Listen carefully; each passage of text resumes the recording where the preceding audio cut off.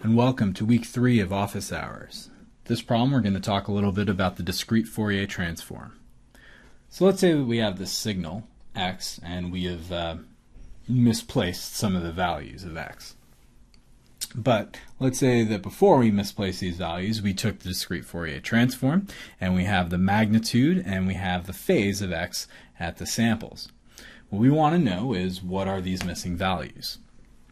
Now, the first question that we have to ask ourselves is our x of n, is our signal real, right? Are all the values real?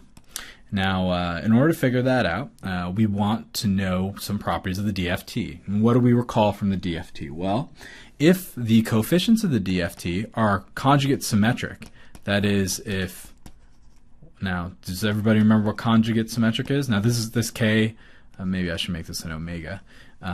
Now, what this means is that they are the same in magnitude, right?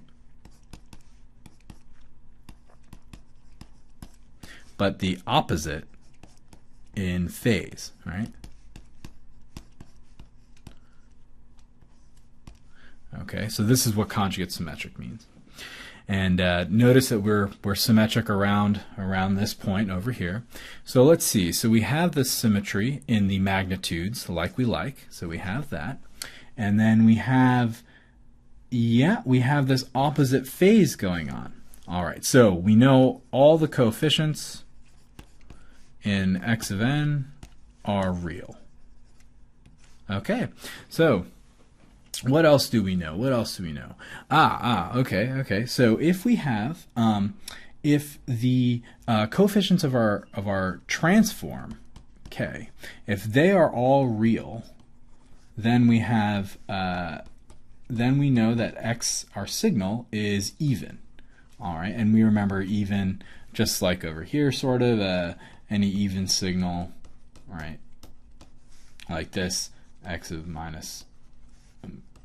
Right? Okay. So how do we figure out if we have real coefficients or not? Well, we can look at the phase. All right. So our phase, we have, let's draw our circle here where this is real and this is the imaginary and this is our angle. And let's see, we have a phase, it's pi over 2, negative pi over 2, or 0. When it's 0, our magnitude is 0, so that's just 0. Okay, so it does look like our all of our coefficients are imaginary. And so when we have an imaginary, then we know that x of n is odd. It's an odd function.